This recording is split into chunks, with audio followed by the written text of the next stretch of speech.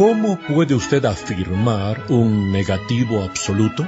Sería como si yo le dijera que no hay tal cosa como una piedra blanca, sino puntos negros en cualquier lugar de las galaxias de este universo.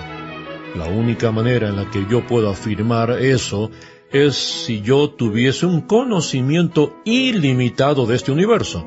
Así que, afirmar un negativo absoluto es contraproducente, porque lo que usted está diciendo es: tengo conocimiento infinito como para decirle que no hay nadie con un conocimiento infinito. Dios no existe. Los filósofos y los científicos lo han venido diciendo durante los últimos 150 años. ¿Puede en realidad la existencia de Dios ser probada o refutada?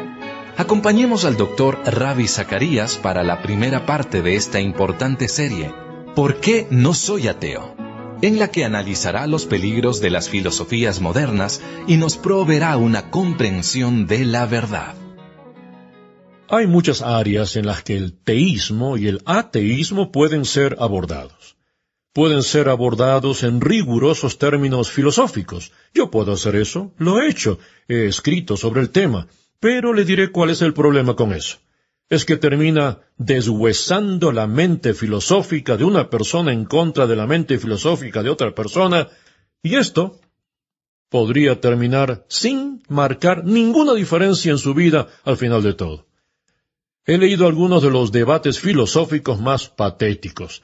He visto a eruditos que lo hacen extremadamente bien, y al final de todo, nadie ha cambiado de opinión.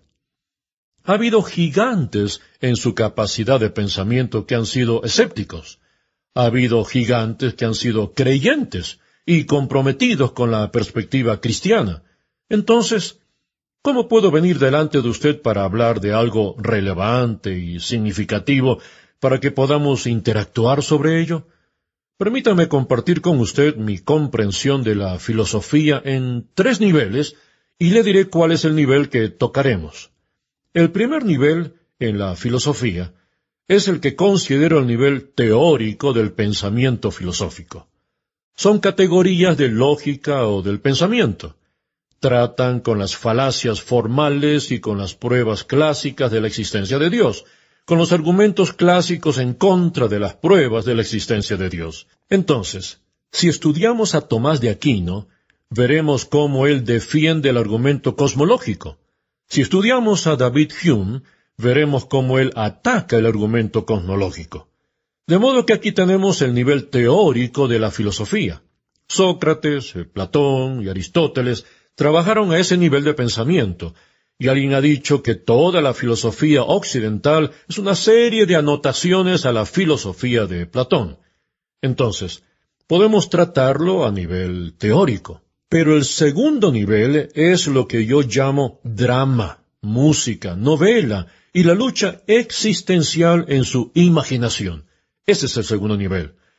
Una de las cosas que me parecen más intrigantes es que los filósofos morales de fines del siglo XVIII eran los poetas y escritores románticos. Andrew Fletcher dijo una vez: permítanme escribir las canciones de una nación, no me importa quién escriba sus leyes. Ese es el nivel 2. Y quiero que usted esté seguro en su pensamiento, de modo que cuando algún adolescente furioso de 13, 14, 15 años, o incluso la de niños de 11 o 12, enciendan la televisión o escuchen una canción popular o de rock o cualquier otra, usted puede estar seguro en su mente de que hay una filosofía que está detrás de todo ese proceso y el oyente está apoyando a una visión de la vida. Hay una filosofía en este segundo nivel. No huyamos de ella. Ahora, el tercer nivel es cuando su hijo o su hija en la adolescencia le dice: papá, hoy en la escuela estábamos dialogando sobre un tema moral relacionado con tal o cual estilo de vida. ¿Qué piensas sobre ello? Y el padre dice: hijo, la Biblia dice en la carta del apóstol Pablo a los Romanos, capítulo 1, que tal estilo de vida es malo. El hijo escucha a su padre y quiere decir: papá, cuando citas la Biblia en esta mesa, es muy efectiva. pero cuando yo la cito en la escuela, es completamente inefectiva. ¿Se da cuenta de lo que está ocurriendo? El padre está prescribiendo un estilo de vida en un nivel prescriptivo del tercer nivel, cuando el hijo realmente está diciendo, no te estoy preguntando lo que dice Romanos 1. Te estoy preguntando por qué crees que Romanos capítulo 1 es muy válido en nuestra mesa, pero no es válido en la escuela o en la universidad. La estructura de la validez cambia. Esto es pura prescripción. Cuando enseñaba cursos de filosofía decía esto. Siempre recuerden argumentar en el primer nivel, teoría. Ilustrar en el segundo nivel y hacer aplicaciones en el tercer nivel. Si usted no sigue esta secuencia, termina seguramente con una prescripción, con una orden. Usted prefiere A, yo prefiero B. Y terminamos de cierta manera encajando ideas en aquellas diferencias sin saber cómo ser árbitros de lo que es bueno y lo que es malo. Obviamente, en 2 sermones no podemos hacer las 3 cosas. Entonces, lo que voy a hacer es seguir según la introducción y avanzar hacia las implicaciones sociales y personales. Voy a abordarlas en el segundo nivel. Con eso en mente, y al haber establecido un patrón para seguir, permítame compartir con usted una respuesta fundamental que he titulado ¿Por qué no soy ateo? Y es una respuesta formal al libro de Bertrand Russell, ¿Por qué no soy cristiano? Bertrand Russell escribió sobre la base de su debate con el sacerdote jesuita, el padre Coplestone. No voy a tratar sobre el debate, solo quiero ofrecerle mi respuesta sobre las 4 luchas existenciales de la vida para las cuales Russell no tiene una respuesta, y él lo ha admitido claramente en alguno de sus ensayos. Surge la pregunta, ¿podemos definir nuestros términos? El ateísmo proviene literalmente del griego alfa, que es el negativo, y la palabra teísmo, que viene del griego theos, que describe a Dios. Dios en negativo. No existe Dios. Eso es lo que realmente significa la palabra ateísmo. No está diciendo no creo que Dios exista, sino que está afirmando la no existencia de Dios. Afirma un negativo. Afirma la no existencia de Dios. Ahora, usted sabe que no debemos tomar mucho tiempo en esto, porque cualquier persona que haya tenido un curso introductorio sobre filosofía reconoce que esta es una contradicción lógica. ¿Cómo puede usted afirmar un negativo absoluto? Sería como si yo le dijera que no hay tal cosa como una piedra blanca, sino puntos negros en cualquier lugar de las galaxias de este universo. La única manera en la que yo puedo afirmarlo es si yo tuviese un conocimiento ilimitado de este universo. Así que afirmar un negativo absoluto es contraproducente, porque lo que usted está diciendo es, tengo conocimiento infinito, como para decirle que no hay nadie con un conocimiento infinito. El ateísmo como sistema es contraproducente. Bertrand Russell lo reconoció. Así que hizo un pequeño cambio y se pasó al agnosticismo. Y el agnosticismo es muy fácil de defender. Lo único que usted debe probar es que no sabe. Ahora, permítame aclarar este punto. Es necio decir, yo sé que usted no puede saberlo. Eso también es contraproducente, pero hay muchos agnósticos sinceros que dirán, honestamente, he estudiado el tema de primera mano y estoy convencido con las evidencias que he estudiado y los temas filosóficos con los que he luchado, que no sé si es realmente posible saber con certeza que Dios existe. Esa es una posición muy diferente y respetable. Conozco a muchos agnósticos sinceros en mis viajes que me dicen, sobre la base de mis estudios, una honesta evaluación de los datos de primera mano, no creo que es posible en realidad afirmar la existencia de Dios y prefiero identificarme con esa clase de agnosticismo blando. Uno de mis profesores de filosofía solía contar esta clásica historia sobre un hombre que se despertó una mañana y le dijo a su esposa, «Creo que estoy muerto». Y su esposa le respondió, «Ese es un extraño sentido del humor. Está bien. Solo ve al trabajo y trae a casa el cheque de tu salario». Pero cada noche él llegaba, comía sus golosinas, permanecía en la ociosidad y decía, «Realmente creo que estoy muerto».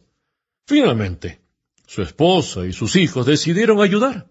Entonces le enviaron con un equipo de médicos y psiquiatras. Todos ellos trataron de ayudarlo sin éxito, hasta que un médico se aferró a la idea de tratar de establecer para él, de manera empírica, que sólo las personas vivas sangran. Pero este hombre estaba tratando de negarlo. Bueno, le llevaron toda clase de evidencias para demostrarle que sólo las personas vivas sangran. Finalmente este hombre, después de evaluar toda la evidencia, dijo, «Creo que voy a tener que admitir que sólo las personas vivas sangran». Tan pronto como lo dijo, uno de los médicos del equipo de doctores tomó un alfiler y lo clavó en las venas de este hombre, y la sangre comenzó a salir. Entonces el hombre vio eso y dijo, «¡Genial! Al parecer los muertos también sangran». ¿Se da cuenta que en muchas maneras ese hombre realmente estaba muerto? Porque desde todos los puntos de vista de evidencia, no había nada que podría llevarle para cambiar su opinión. Richard Weaver, quien enseñó literatura inglesa en la Universidad de Chicago, y le animo a que lea su libro titulado Las ideas tienen consecuencias. Y también Allen Bloom, quien ahora enseña filosofía ahí, 40 años más tarde, escribió una obra titulada El cierre de la mente estadounidense.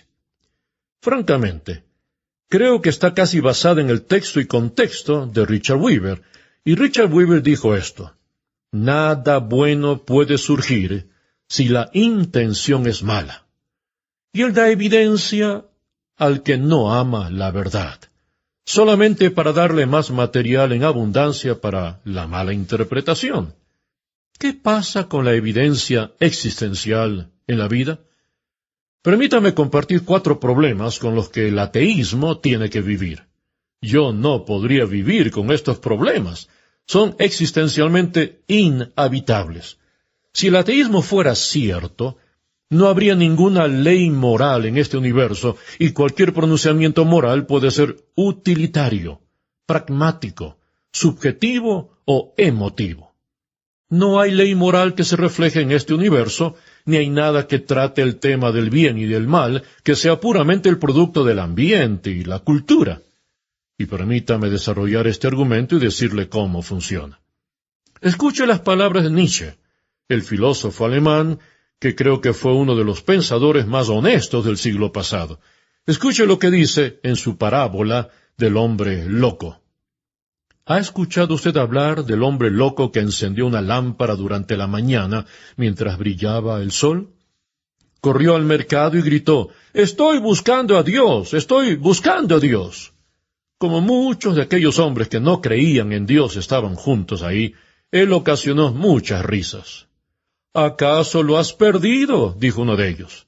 «Se extravió como si fuera un niño», dijo otro. «¿Está escondido? ¿Tiene miedo de nosotros? ¿Se ha ido de viaje o emigró?» Así gritaban, se reían y se burlaban de él. Pero el hombre loco saltó en medio de ellos y los atravesó con sus miradas. «¿Dónde está Dios?», clamó. «Les diré, lo hemos matado ustedes y yo. Todos somos sus asesinos». «¿Pero cómo hemos podido hacer esto? ¿Acaso pudimos tomarnos toda el agua del mar? ¿Quién nos dio una esponja para borrar todo el horizonte? ¿Qué hicimos cuando desencadenamos esta tierra de su sol? ¿A dónde se está moviendo ahora? ¿A dónde nos estamos moviendo nosotros ahora? Quizá lejos de todos los soles, o estamos cayendo perpetuamente hacia atrás, adelante y a los lados y en todas las direcciones. ¿Acaso existe todavía el concepto de lo que es arriba y lo que es abajo? ¿No estamos atados a través de una nada infinita? ¿No sentimos el aliento del espacio vacío? ¿No es todo más frío? ¿No parece cada vez más que la noche desciende sobre nosotros todo el tiempo?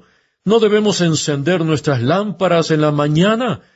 ¿Acaso no escuchamos todavía el ruido de los sepultureros que están enterrando a Dios? ¿Acaso no olemos todavía la descomposición de Dios?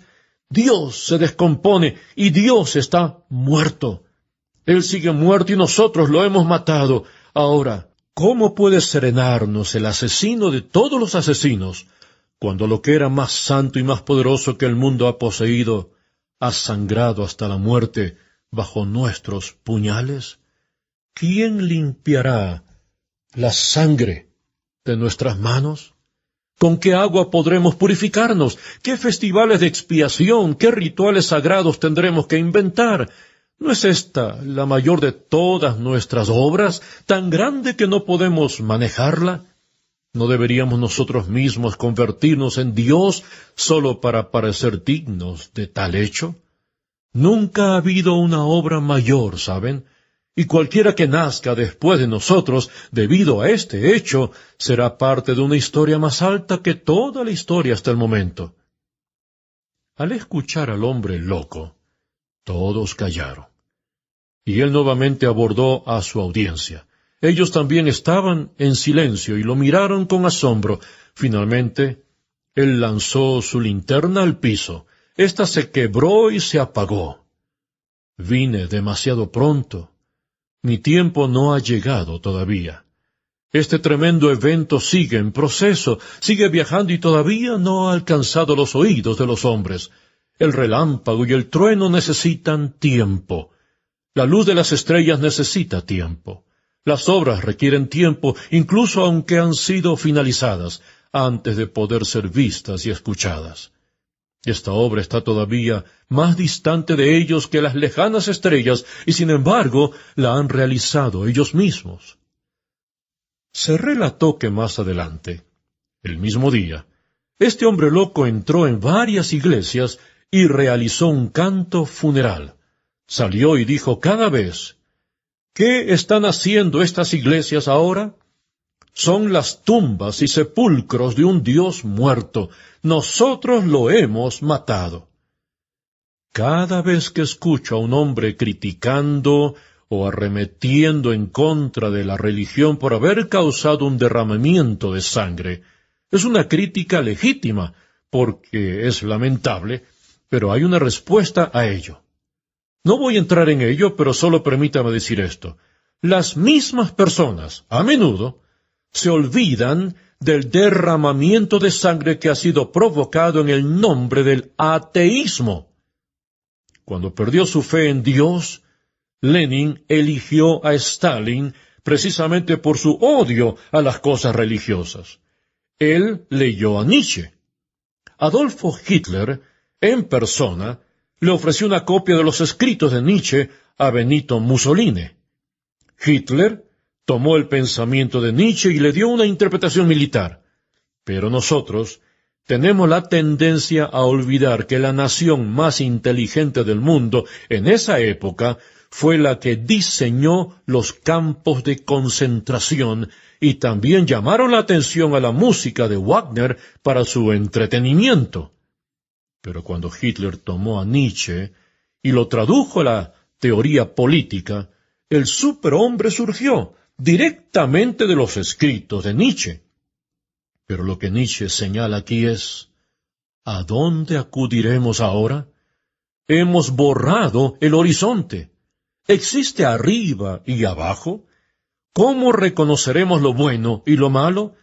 Usted debe comprender lo que escribió Aldous Huxley en su libro Fines y Medios, un libro que realmente vale la pena leer. Aldous Huxley dice esto: quería creer en la idea darwiniana.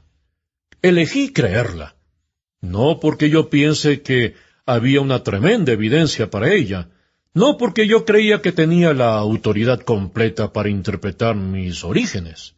Decidí creer en ella porque me libraba de tratar de encontrar significado y me daba la libertad para mis propias pasiones eróticas. Usted debe saber también que Karl Marx y Federico Engels leyeron la hipótesis darwiniana y querían dedicar una de sus traducciones a Darwin, pero Darwin declinó la oferta debido a que la teoría económica atea vio algunos de sus argumentos base sobre la definición esencial del hombre, que trataba de alejarnos de cualquier origen divino. Hay una conexión, y las ideas sí tienen consecuencias. No hay ley moral en la cual podamos reflejarnos. En los juicios de Nuremberg hubo un diálogo fascinante todo el tiempo sobre cómo estos jueces se defenderían. Y básicamente, el hombre que los defendía utilizaba como argumento más importante para su protección la idea de que ellos estaban operando según la ley de su propia tierra. Finalmente, por causa de la frustración, alguien dijo: «Pero, caballeros, ¿acaso no hay alguna ley que esté sobre nuestras leyes?» Y la respuesta de Nietzsche sería: no. No hay ley por sobre nuestras leyes. Y si usted examina las ramificaciones de esto, comenzará a verla en algunas tremendas manifestaciones, particularmente en el mundo occidental de nuestro tiempo. Un filósofo de la ética lo expresó de esta manera: la nuestra es una era en la que la ética se convirtió en algo obsoleto. Fue reemplazada por la ciencia, anulada por la psicología, despedida por la filosofía como algo emotivo. Se ahogó en la compasión y se retira delante del relativismo. Las distinciones morales comunes entre el bien y el mal se ahogaron en un lago de emociones en el que sentimos más empatía por el asesino que por el asesinado. Sentimos más empatía por el adúltero que por el traicionado. Y realmente comenzamos a creer que la verdadera parte culpable, que de alguna manera lo causó todo, es la víctima y no el autor del crimen. Ahora, eso es una declaración bastante fuerte. Dígame, ¿acaso estamos confundidos? ¿Cómo se lo explicamos a nuestros adolescentes?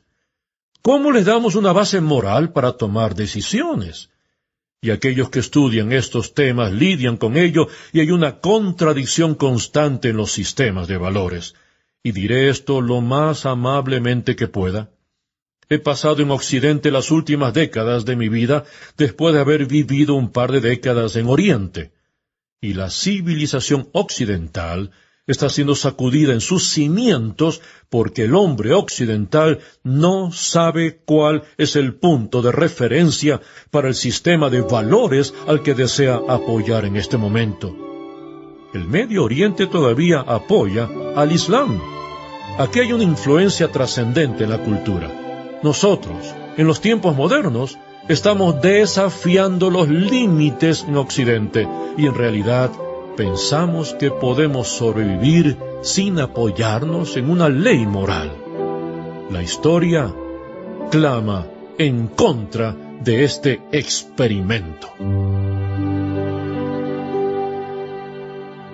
El Ministerio Internacional Ravi Zacarías existe para ayudarnos a comprender las filosofías del mundo y para que podamos defender nuestra fe. Si le gustaría estar mejor equipado para comunicar la verdad a los demás, le invitamos a visitar nuestro sitio web, rzim.org, donde encontrará recursos que bendecirán su vida. Pensemos con el Dr. Ravi Zacarías. Es un ministerio radial sustentado por los oyentes, que tiene el propósito de ayudar al creyente a pensar y al pensador a creer. Y es una producción del Ministerio Internacional Ravi Zacarías, en Atlanta, Georgia.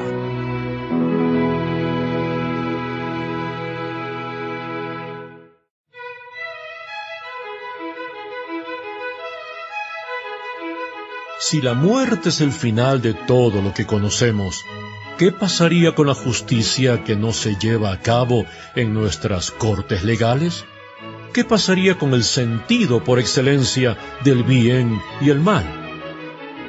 Bienvenido, bienvenida a Pensemos con el Dr. Ravi Zacarías, autor y apologista cristiano, Esta semana tendremos la conclusión del mensaje del Dr. Zacarías, ¿por qué no soy ateo? La semana pasada, el Dr. Ravi Zacarías dijo que negar la existencia de Dios lleva a una vida contradictoria. Si la ley, la ética y el mismo ser humano no están basados en un Dios absoluto, ¿qué ocurrirá? ¿Cómo esa incredulidad afecta a la misma cultura? Acompañemos al Dr. Zacarías mientras echa un vistazo al resultado. La primera lucha que tiene el ateo es no tener apoyo para una ley moral. La segunda es el problema de no tener esperanza. El ateísmo como filosofía personal de vida no ofrece ninguna esperanza. La muerte es el final de la existencia personal como la conocemos. Es apagar el centro de la conciencia dentro del individuo. Creo que fue Taubes quien dijo, «Cuando yo muera, los gusanos devorarán mi cuerpo. ¿Y comprometerán mi alma al gran quizá?» El mismo Bertrand Russell habló sobre esto como de una cualificación aleatoria de átomos, sin sentido, sin un destino por excelencia, y finalmente, en el colapso del universo, se llevará todas nuestras esperanzas, chocando en el desastre y en el pesimismo. Eso dijo Bertrand Russell. Y sin embargo, en la experiencia humana, aunque no muchas personas hablan sobre esto, Jean-Paul Sartre, este gurú de los 60s y de la filosofía existencial, en su lecho de muerte, dijo que él no podía seguir creyendo que este mundo existía aparte de un diseñador por excelencia en mente. Y su amante estaba junto a su lecho y dijo, «Parece que se volvió senil». Pero Sartre lo dijo, «La muerte es el problema de la filosofía».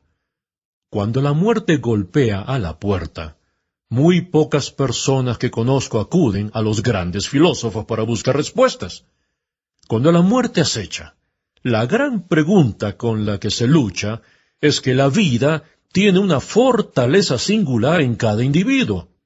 La vida no viene a nosotros en un sentido genérico, la vida viene en un sentido singular. Esa es la razón por la que nos enamoramos de un individuo. Esa es la razón por la que tenemos esa idea de amar a nuestros hijos de una manera en la que hay un compromiso singular con ese hijo o con aquel compañero con el que usted se casó. O el romance, que es donde vemos la singularidad del amor. No se reemplaza simplemente por otra persona que toma la naturaleza genérica del amor en sí mismo. Y cuando esa persona muere, la pregunta tiene que surgir. ¿Es este el punto terminal de mi relación con aquel individuo? Esto también surge en términos de filosofía. Si la muerte es el final de todo lo que conocemos, ¿qué pasaría con la justicia que no se lleva a cabo en nuestras cortes legales? ¿Qué pasaría con el sentido por excelencia del bien y del mal? ¿Qué pasa con el ser humano cuando pierde la vida? Vimos los temas de la ley moral y el tema de la pérdida de la esperanza. Ahora, en tercer lugar, sin Dios hay una completa pérdida de significado. No hay punto de referencia que defina cuál es el significado de la vida. ¿Sabía usted que en el mundo científico, cuando tratan el tema de la segunda ley de la termodinámica, cuando las cosas son dejadas en sí mismas, éstas se mueven de la entropía hacia la muerte térmica? Es toda la idea de que las cosas no se mueven del desorden al orden, más bien se mueven del orden al desorden. Y cuando usted ve cómo se defiende a la evolución biológica, la defienden diciendo que las partes biológicas se mueven en contra de la corriente atrófica. Dicen que aquello que se aplica a todo lo demás no se aplica a las partes biológicas. Eso es lo que ellos argumentan. Ahora, en su significado, ellos revierten todo.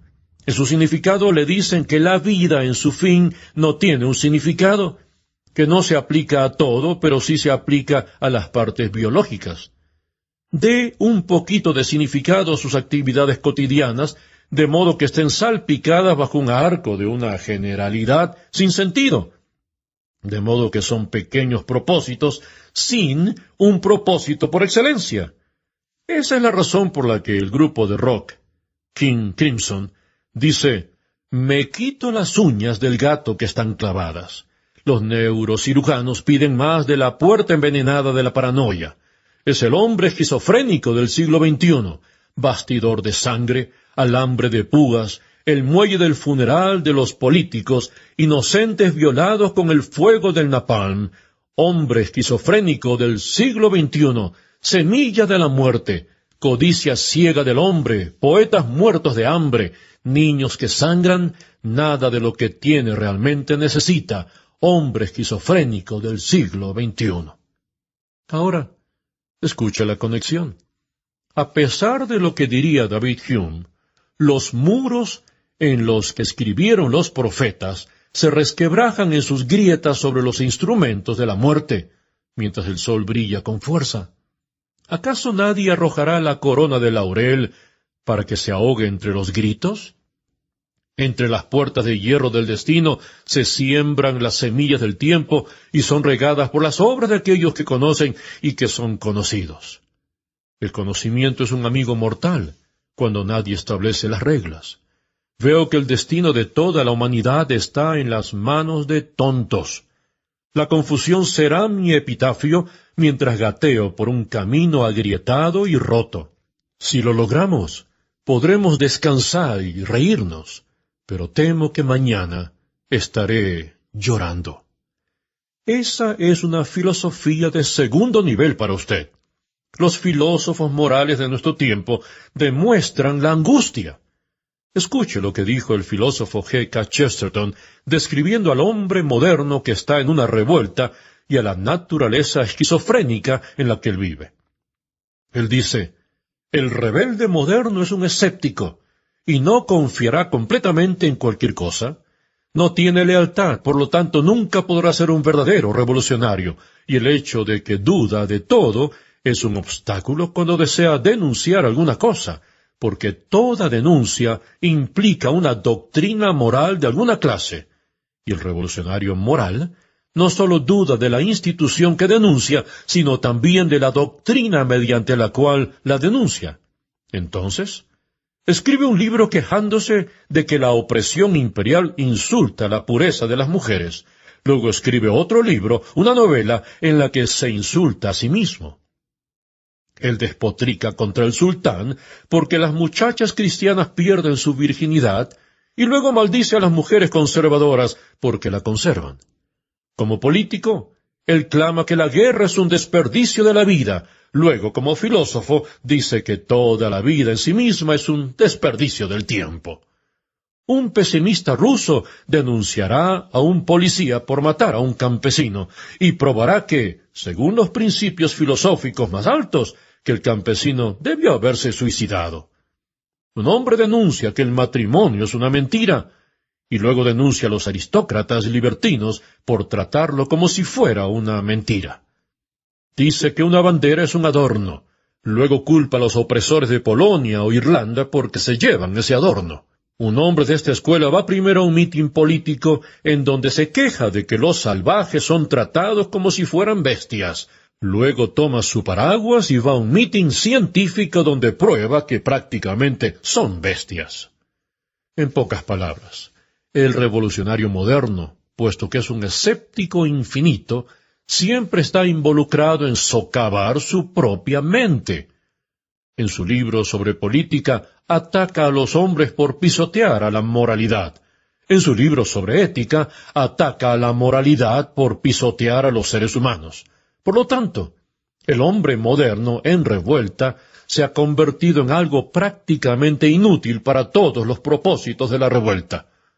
Al ser rebelde en contra de todo, ha perdido su derecho a rebelarse en contra de algo. Usted puede darse cuenta ahora, el primer nivel y el segundo nivel. El filósofo habla sobre la doctrina de contradicción que anula esto, y el escritor de la canción habla del hombre esquizofrénico del primer siglo. ¿Cómo hallamos significado? Le daré dos ilustraciones personales. Mi hija mayor atravesó por una experiencia terrible cuando tenía 16 años. Ella tenía un amigo en su clase que era muy amigable con ella. Ella me decía, «Este joven es tan bueno, siempre es amable con cualquier estudiante nuevo que viene». Luego ese jovencito de 16 años no llegó a la escuela un día. La policía fue a la escuela, diciendo que lo estaban buscando porque había huido de casa y todos estaban impactados con esta historia. Y finalmente atraparon al joven. Él era el centro de una desarticulación de drogas muy importante en esa ciudad a los 16 años. Lo atraparon, lo metieron en un centro de detención. Esto pasó un día jueves. El domingo por la mañana, el director de la escuela fue a visitarlo solo para darse cuenta que se había ahorcado. Mi hija lloró por horas a causa de esto y me dijo, «No entiendo cómo alguien tan joven puede haber hecho tantas cosas malas tan temprano en su vida». Pero la terquedad, la confusión y el vacío en el mundo de este adolescente eran tremendos. Usted puede estar seguro de que el secularismo no les ha dado ninguna respuesta. Es una situación desesperante. De hecho, un reciente estudio de los procesos educacionales reveló que 2/3 de nuestros adolescentes no son aptos para aprender, no porque no tengan sus cerebros intactos, sino porque están tan preocupados con los temores en su casa y con las luchas en sus vidas personales. Cuando van a la escuela, sus mentes no piensan en los estudios que están a la mano. Están destrozados por lo que está ocurriendo en su hogar. ¿Me escuchó?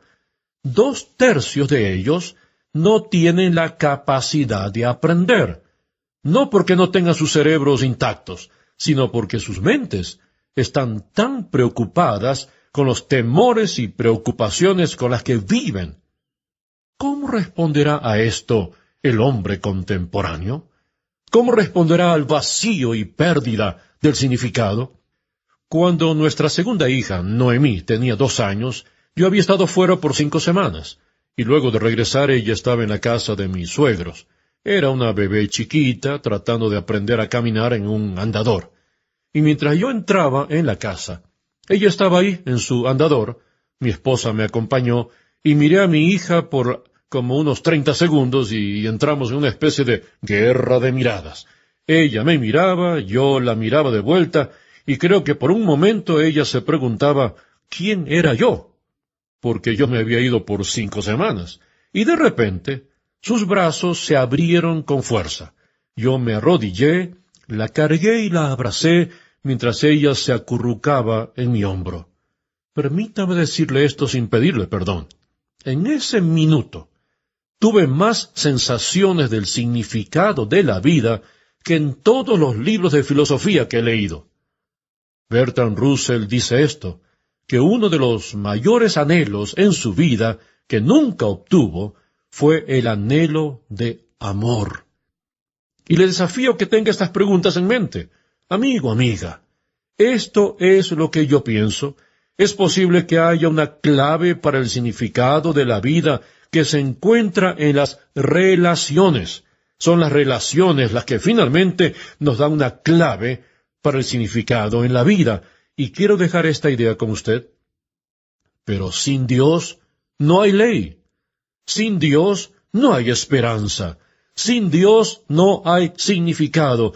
Y sin Dios, los ateos han tomado la postura y dicen que Dios no existe. Pero resulta que cuando mueren, estaban equivocados. Se dan cuenta de que Dios sí existe. Y ese ateo ha hecho una especie de compromiso que es tan irrazonable porque no habrá recuperación. A Bertrand Russell le preguntaron, ¿qué diría usted si al morir sí existe Dios y tiene que estar delante de él, cara a cara? ¿Qué le explicaría usted a él? Y Russell respondió con mucha franqueza, le diré, no me diste la suficiente evidencia. Interesante respuesta. Y la manera en que le respondieron fue mucho más interesante. Pero escuche lo que dijo Pascal, este gran filósofo científico que murió a los 39 años, el padre de la computadora moderna, el inventor del barómetro.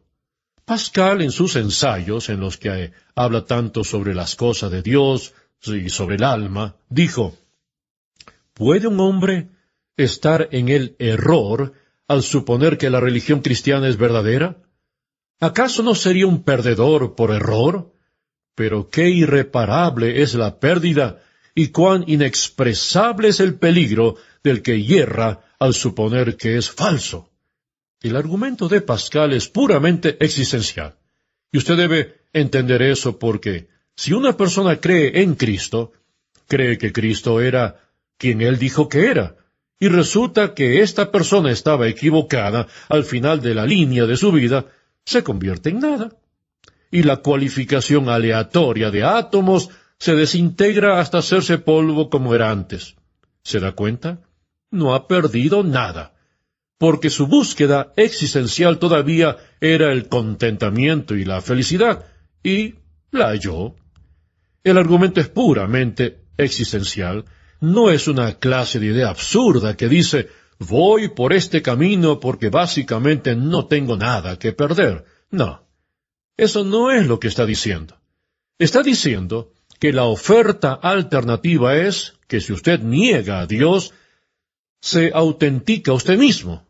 Usted es su propia persona y busca su propia realización, mientras que el cristiano lo enfrenta diciendo: lo he hallado. Si bien es cierto que puede que uno esté creyendo en algo que no era,